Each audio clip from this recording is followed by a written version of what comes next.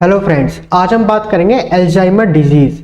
ये ज़्यादातर old age person में देखा जाता है जिसकी उम्र 60 साल से अधिक हो गई हो। इसके अंदर जो उनकी मेमोरी प्रॉब्लम होती है उसके अंदर प्रॉब्लम हो जाती है और उसके अंदर जो डेली एक्टिविटी करते हैं उसके अंदर एक बाधा उत्पन्न हो जाती है। ये ज़्यादातर एक जो न्यूरॉन्स होते हैं हमारे ब्रेन के अंदर उसके अंदर एमिलोइड प्लेक्स का बन जाना, कि ऐसे करके एमिलोइड प्लेक्स बन जाते हैं, या जो न्यूरोफाइब्रिल ट्राइंगल्स होते हैं कि हमारे जो न्यूरॉन्स होते हैं ब्रेन के अंदर उसके अंदर एक न्यूरोफाइब्रिलरी ट्राइंगल्स का बन जाता है। उसके वजह से ये एक अल्जाइमर डिजीज होती है। इसके अंदर जो एमिलोइड होता है ये मेन होता है। जब हम इसकी ट्रीटमेंट की बात करेंगे उसके अंदर एमिलोइड आएगा तो उसको ध्यान रखना।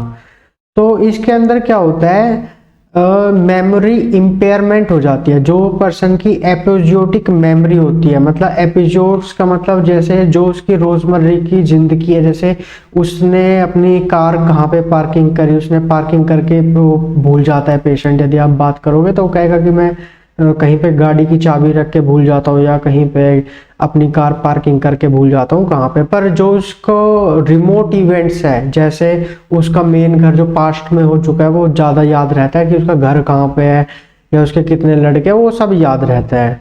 और उसके अंदर डिक्लेरेटिव मेमोरी का भी इफेक्ट हो जाता है कि जैसे वो अपने किसी फ्रेंड को बोलता है कि शाम को हम घूमने चलेंगे तो उस चीज़ का भूल जाना, या किसी को प्रॉमिस करता है कि कल को हम कुछ डेट पे है, कहीं पे जाना है, तो उसको भूल जाना। ये सब एक डिक्लेरेटिव मेमोरी प्रॉब्लम के अंदर आता है।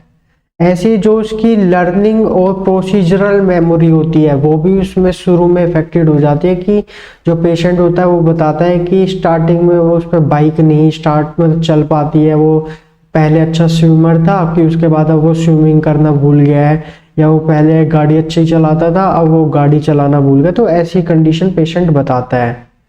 तो उसके अंदर जो हमारे लेबोरेटरी टेस्ट होते हैं उसके अंदर ज़्यादातर हम जो पेशेंट एक्सपायर हो जाता है उसके बाद जो ऑटोप्सी होती है उसके अंदर भी डेमेंशिया का पता चल जाता है।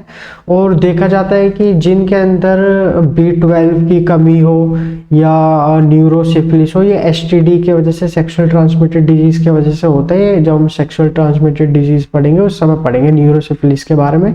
या कोई थायराइड की एबनॉर्मेलिटी हो जाए उसके वजह से अल्जाइमर की प्रॉब्लम हुई है तो वो रिवर्सिबल है कि वो वापस चेंज हो जाती है। पर वो किसी और वजह से है, जो नेचुरली ओल्ड एज की वजह से है, जो एमिलोइड डिपोजिशन है उसके वजह से, तो वो इरिवर्सिबल है। एक बार हो जाता है तो ठीक होता नहीं है। तो इसके अंदर हम MRI कराते हैं। MRI में देखते हैं कि जो हमारा ब्रेन होता है, ब्रेन के जो यहाँ वाला एरिया होता है टेम्पोरल रीजन, उसमें एक हिप्पोकैम्पल जगह होती है, उसके अंदर एट्रोपी हो जाती है। क्योंकि वहाँ पे जो ब्लड का सप्लाई होता है वो अच्छे से हो नहीं पाता, वो हाइपोपरफ्यूजन के वजह से वहाँ पे एट्रोपी हो जाती है, उस चीज़ का क्षय हो जाता है, सुकड़ जाती है हिप्पोकैम्पल में। और ये दर्शाता है AD, मतलब अल्जाइमर्स डिजीज।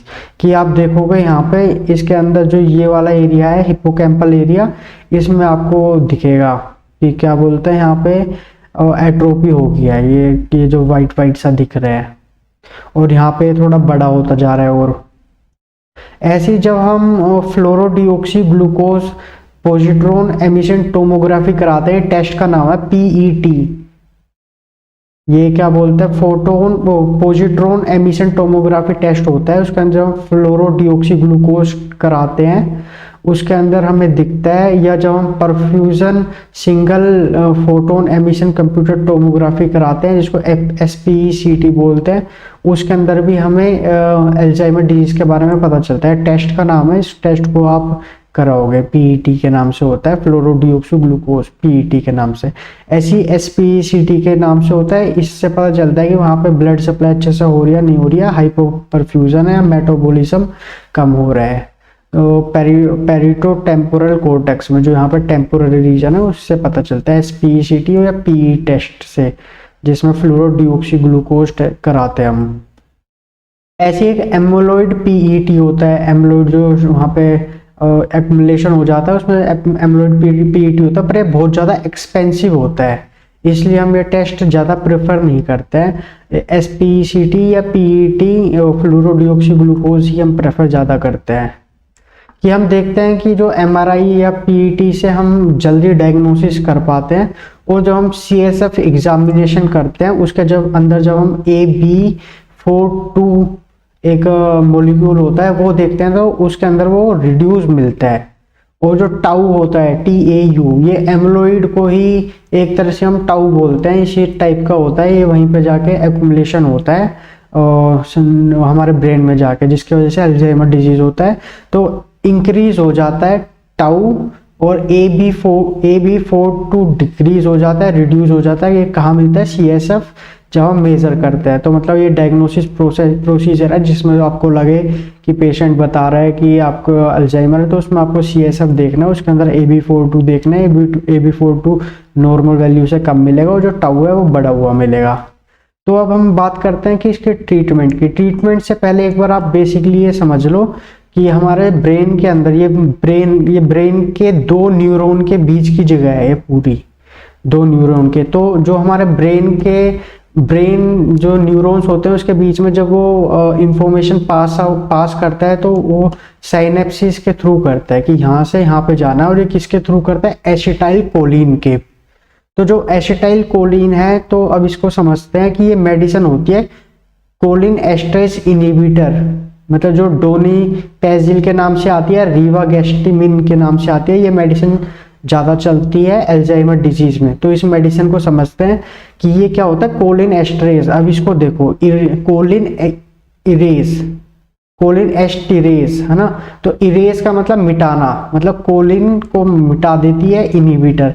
जो कोलिन एस्ट्रेज इनहिबिटर है उसको हमको मतलब कोलिन एस्ट्रेज को हमें इनहिबिट करना होता है। ये कोलिन एस्ट्रेज क्या करता है, जब हमारे ब्रेन के अंदर जब न्यूरॉन सेल पास होते हैं, जब इंफॉर्मेशन मतलब वो एसिटाइल कोलिन पास होता है, यहाँ से निकलता है और यहाँ पे जाता है, जब ये इंफॉर्मेशन पास आउट होती है।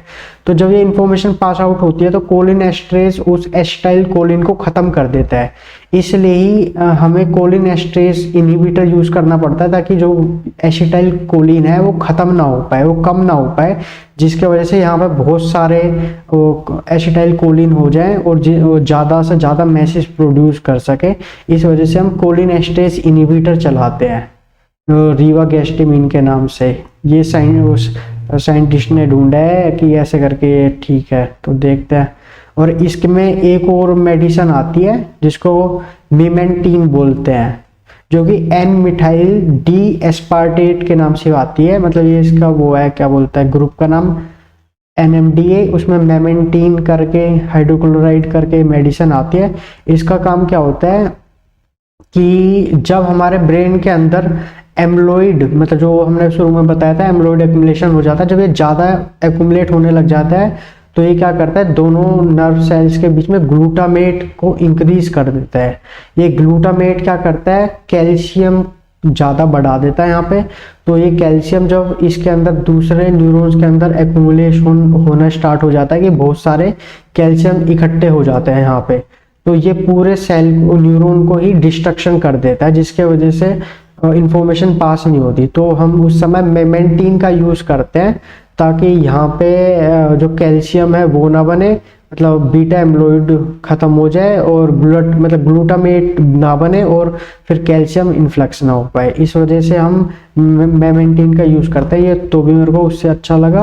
और क्या बोलते हैं, ये जो रिवागेस्टिमिन है ये हमें शुरू में स्टार्ट करनी चाहिए, अर्ली एडी, जिसमें हमें स्टार्टिंग में ही पता चल जाए इसको अल्जाइमर डिजीज है। उस समय हम रिवागेस्टिमिन का यूज़ करते हैं, रिवास्टिमिन का, और मेमेंटीन का बाद में करते हैं कि जब उसमें मॉडरेट टू सीवियर डायमेंशिया हमें मिले पेशेंट में। तो ये पूरा हमारा टॉपिक था। Thank you. अब देखते हैं Alzheimer disease according to Ayurveda, कि इसके अंदर जो दोष होता है वो वात होता है, वात का प्रकोप होता है। इसके अंदर मज्जा धातु के अंदर जो हमारा ब्रेन होता है उसको मज्जा धातु से बना होता है, तो वात का प्रकोप होता है मज्जा धातु के अंदर। जो वात के गुण होते हैं रूक्ष, लघु, अनिल, चल, ये शीत, ये गुण होते हैं। तो जो हमारे चिकित्सा सिद्धांत होता है वो इसके अपोजिट गुण होता है। और जो मज्जा धातु की जो चिकित्सा होती है वो हम कटु रस से करते हैं, और वात का जो चिकित्सा होती है वो उष्ण वीर्यम से करते हैं। और इसके अंदर हम इसमें वात का जो ट्रीटमेंट है वो स्निग्ध, क्योंकि वात का जो गुण होता है वो रूक्ष होता है, तो इसलिए हमें स्निग्ध गुणम से, स्निग्ध रस से, स्निग्ध गुण से इसकी वात की चिकित्सा करनी होती है। ऐसी इसके अंदर जो मज्जा धातु होता है वो एक तरह से पित्त के अकॉर्डिंग हम लगा लेते हैं। मज्जा धातु की जो चिकित्सा होती है उसमें हम हल्का मृदु विरेचनम करते हैं। किससे करते हैं? गंधर्व हस्तादि एरेंड ऑयल से। एरेंड वात का समन भी करता है और मृदु विरेचन से पित्त का भी समन होता है। और जो वात की मेन चिकित्सा होती है वो होती है अनुवासन बस्ती और निरू बस्ती। तो जो हम अनुवासन बस्ती की चिकित्सा करते हैं उसमें हम एक तरह से मॉडर्न के हिसाब से देखें तो इसको एनिमा देना, जैसे हम एनिमा हम एक नॉर्मल सैलाइन से देते हैं, ऐसी आयुर्वेद के अंदर द्रव गुण एनिमा दिया जाता है, जिसको एक तरह से हम बस्ती के रूप में कहते हैं, जिसको सहचर तेलम से हमें अनुवासन बस्ती देनी होती है और 10 मूल क्वाथ से हमें निरू बस्ती देनी होती है। इसके अंदर जो अल्जाइमर होता है वो ओल्ड एज के अंदर होता है, और ओल्ड एज की वजह से वात ज़्यादा ही प्रकोपित हो जाता है, जिसकी वजह से हमें एक रसायन भी चलाना होता है, जिसको कि भ्रम रसायन के नाम से हम पेशेंट को देते हैं। इसके अंदर आयुर्वेदिक मेडिसिन भी होते हैं, जैसे अश्वगंधा अरिष्टम, ये ब्रेन के ऊपर भी काम करती है, स्ट्रेस के ऊपर भी काम करती है और शरीर को बल देने वाली होती है। बल्य महाकसाई के अंदर है ये, और काफ़ी मतलब अच्छा इसका प्रभाव रहता है। ऐसे कल्याणक घृत, इसका भी ब्रेन के ऊपर काफ़ी इफेक्ट रहता है और स्ट्रेस के ऊपर इफेक्ट रहता है, और जो मतलब ज़्यादा ही वात प्रकोप की वजह से इसके जो वात के रस होते हैं इसके अंदर होते हैं। ऐसे वात को रेगुलेशन करने वाला रसोन आदि कषायम, इसका एंटी इंफ्लामेटरी कंडीशन में बहुत अच्छा देखा जाता है और इसका ब्रेन के ऊपर भी अच्छा वर्क होता है। ऐसे ब्राह्मी बट्टी, कि ब्राह्मी को एक तरह से एक जैसे ब्राह्मी हो गया, शंखपुष्पी हो गया, इसको मेदोवर्तक भी बोला गया है और ये स्ट्रेस को भी कम करता है और काफ़ी ब्रेन की रिलेटेड डिजीज में भी हम ब्राह्मी बट्टी का यूज़ करते हैं। ऐसी ब्राह्मी बट्टी के साथ हम जब गोल्ड का यूज़ करते हैं, कि जो गोल्ड की प्रिपरेशन होती है, रिजुवेनेटिंग फैक्टर्स होते हैं, कि गोल्ड के अंदर एक अलग प्रभाव होता है कि जो सेल दोबारा से नहीं बनते हैं, उसको जो डेथ हो जाती है उनको गोल्ड दोबारा से बनने के लिए मतलब बनाता है, जिसको रिजुवेनेटिंग फैक्टर बोलते हैं। तो उसमें हम ब्राह्मी बट्टी विद गोल्ड का मतलब बाद में पेशेंट को एडवाइस करते हैं मेडिसिन लेने के लिए। ऐसे इसमें हम 10 मूलारिष्ट क्वाथ भी दे सकते हैं, पर हमने इसमें 10 मूलारिष्ट क्वाथ का नीरू बस्ती दे दिया, हम इसको क्वाथ के रूप में भी दे देते हैं, या एक रसोन आदि बट्टी हो गए इसमें। ऐसे करके सब मेडिसिन आती हैं, तो हमें इन मेडिसिन का यूज़ करते हैं। कोग्नियम सिरप भी होता है जो कि चरक फार्मेसी का आता है कोग्नियम, वो भी एक अच्छा इफेक्टिव रोल करता है इन सारी डिजीज में। Thank you.